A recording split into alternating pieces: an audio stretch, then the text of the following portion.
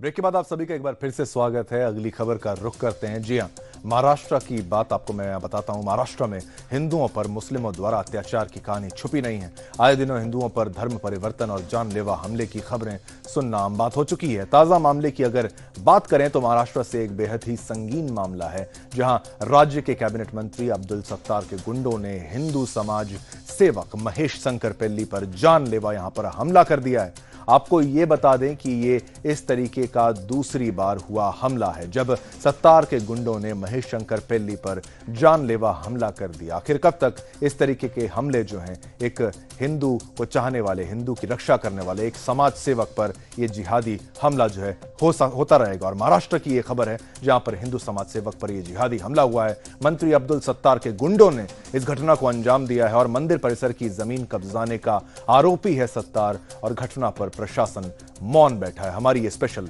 Report देखिए और मामले को समझिए।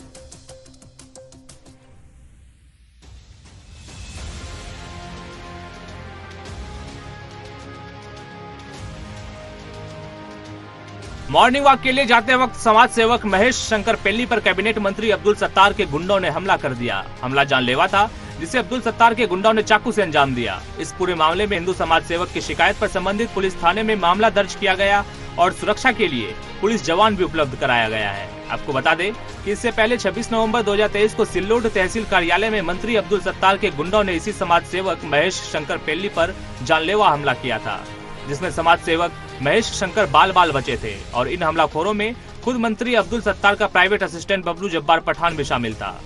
इस मामले में भी समस्त हिंदू संगठनों की तरफ से ग्रामीण एसपी मनीष कलवानिया को लिखित में शिकायत पत्र देकर कार्रवाई की मांग की गई थी, जिसके बाद सभी कट्टरपंथी के ऊपर मामला दर्ज किया गया था।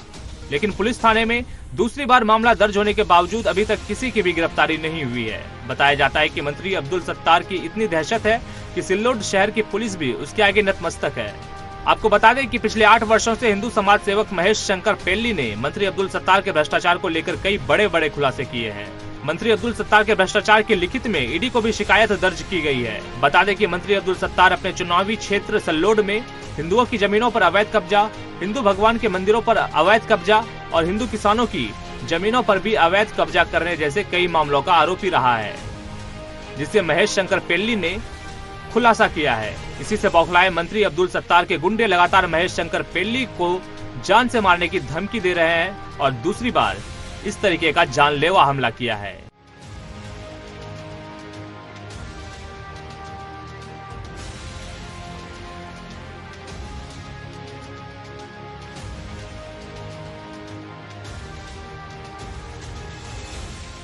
महाराष्ट्र राज्य के कैबिनेट मंत्री अब्दुल सत्तार के चुनावी क्षेत्र सिल्लोड में जारी है अब्दुल सत्तार के गुंडों का नंगा नाच। लगातार अब्दुल सत्तार के गुंडे हिंदू कार्यकर्ताओं के ऊपर जानलेवा हमला करते हैं। पिछले 26 नवंबर को शंकर पेल्ली, जो कि सामाजिक कार्यकर्ता है सिल्लोड शहर के, उनके ऊपर तहसील कार्यालय के अंदर जानलेवा हमला किया था, जिसमें अब्दुल सत्तार का पीए जो है वो खुद उसमें शामिल था। उसके बाद मामला भी पुलिस थाने में पहुंचा था और अब दूसरा हमला हुआ है। खुद पीड़ित शंकर पेल्ली जी मेरे साथ में। सर, पिछली बार हमला हुआ था, उसके बाद आज सुबह हमला हुआ है, क्या पूरा मामला?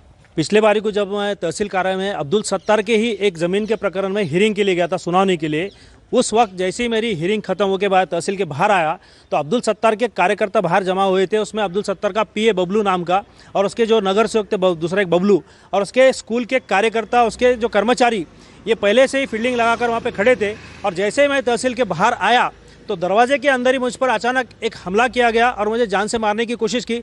मेरे साथ ये मेरे मित्र शकील पठान सहकारी साथ में थे, इन्होंने मुझे बचाने की कोशिश की, जिस वजह से मैं बच पाया। नहीं तो उस दिन 100% मतलब 100% मेरे पे बड़ा हमला करके मुझे जान से मारने की कोशिश की गई। आपके हाथ में चाकू लगाया था और उसके बाद आज मतलब ये परसों के दिन 27 तारीख को सुबह मेरा जो घर है, यहाँ पे आप देख सकते हैं बाजू में मेरा घर है, और घर के पीछे पंचायत समिति का परिसर है।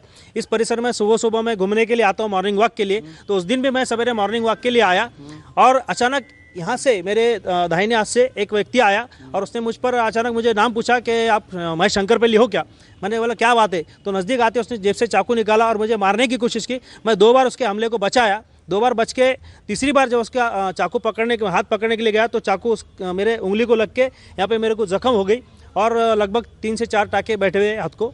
सर, मंत्री अब्दुल सत्तार से ऐसी क्या आपकी दुश्मनी है जो बार बार आपको जान से मारने की धमकी दी जाती है, बार बार आपके ऊपर जानलेवा हमला होता है? सर, कुछ भी नहीं है कि अब्दुल सत्तार जो है हमारे यहाँ पे 30 साल से ये विधायक है और नगर परिषद सिल्लोड़ में इनके 30 साल से एक हाथी सत्ता है और ये लगभग अभी चौथी बार विधायक बोल के चुन के आए हुए। और इन्होंने इस 30 साल में इतने सारे भ्रष्टाचार किए हुए और लोगों को यहाँ पे इतना परेशान कर चुके हैं कि पूरा सिल्लोड़ तालुका उनसे परेशान हो चुका है। लोगों के ज़मीनें हड़प करना, लोगों के ज़मीनों पे कब्जा करना, ऐसी हरकतें इनकी है। तो इनके इस भ्रष्टाचार के खिलाफ, इनके मनमानी कारोबार के खिलाफ भगवान के मंदिरों पे भी कब्जा किए हुए हैं, भगवान के मंदिर भूमि की जमीन पे भी कब्जा किया। पहली बात तो सिल्लोड़ में जो है हिंदुओं के लिए स्मशान भूमि तक आज तक उन्होंने 30 साल में बनाई नहीं। उसके बाद जो हिंदू मंदिर जो होंगे अपने जय भानी नगर में, आपको पता होगा, वहाँ पे लोग जब पूजा पाठ के लिए जाते थे वहाँ पे उन्होंने कंपाउंड घेर के उसको बंद कर दिया था और वहाँ पे सब मनाही कर चुके थे।